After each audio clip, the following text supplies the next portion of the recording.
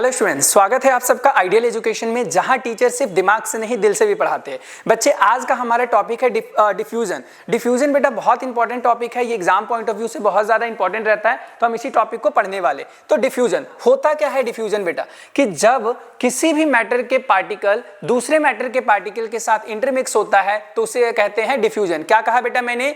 कि जब किसी एक मैटर के पार्टिकल दूसरे मैटर के पार्टिकल के साथ इंटरमिक्स होते हैं तो उसे हम कहते हैं डिफ्यूजन।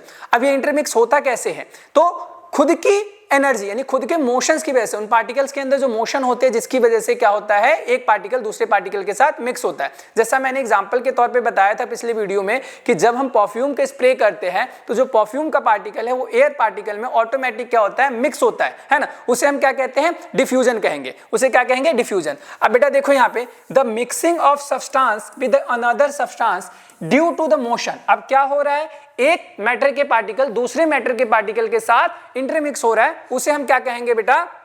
डिफ्यूजन कहेंगे। ठीक है।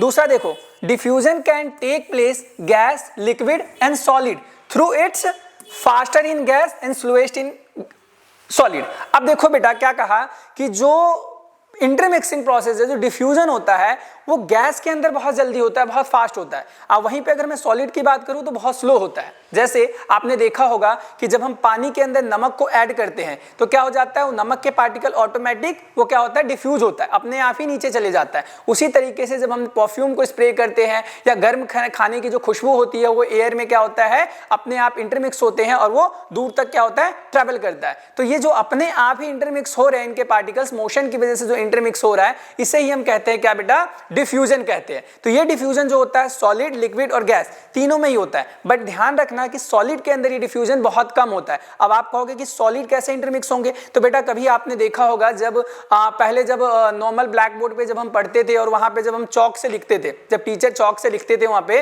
तो होता क्या था वहां पे कि जो चौक के पार्टिकल है ना, वो क्या है, जो ब्लैक बोर्ड के पार्टिकल के साथ क्या हो रहे हैं, इंटरमिक्स हो रहे हैं। तो आपने नोटिस किया होगा जब हम क्विकली कुछ लिखते हैं और उसको रफ कर देते हैं तो इजीली मिट जाता है, लेकिन अगर हम 2 दिन बाद, 3 दिन बाद या कुछ घंटे बाद जब हम उसको मिटाते हैं तो मिटता नहीं है। तो क्या हो रहा है वहां पे कि ब्लैक बोर्ड्स के जो पार्टिकल है वो चौक के पार्टिकल के साथ धीरे धीरे इंटरमिक्स हुए हैं, तो इसे क्या कहोगे कि ये डिफ्यूजन हुआ है। ठीक उसी तरीके से डिफ्यूजन गैस में भी होता है और लिक्विड में भी होता है। बट ये एक चीज ध्यान रखना बेटा कि जो यहाँ पे higher temperature increase the kinetic energy. अब मैंने क्या कहा कि जो हायर टेम्परेचर होता है, अगर किसी चीज का टेम्परेचर हाई करते हो तो उसमें इंटरमिक्सिंग क्या होता है, फास्ट हो जाता है। ठीक है। यहां देखो, heating make diffusion faster because the particle move more quickly.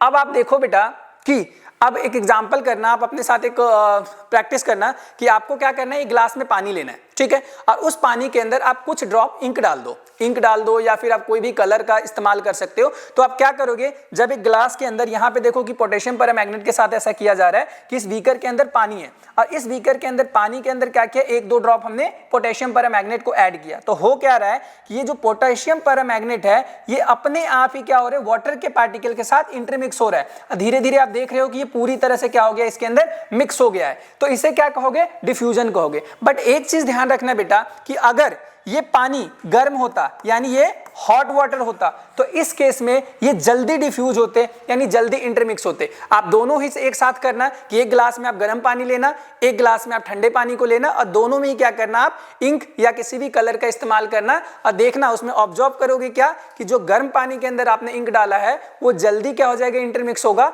और वहीं जो ठंडे पानी के अंदर आपने रखा है तो उसको क्या लगेगा, समय लगेगा। तो ये ध्यान रखना कि जो जितने भी जब हॉट यानी ज्यादा टेम्परेचर इंक्रीज होता है तो डिफ्यूजन क्या होता है, फास्ट होता है। हम मिलेंगे नेक्स्ट वीडियो में। Okay, thank you.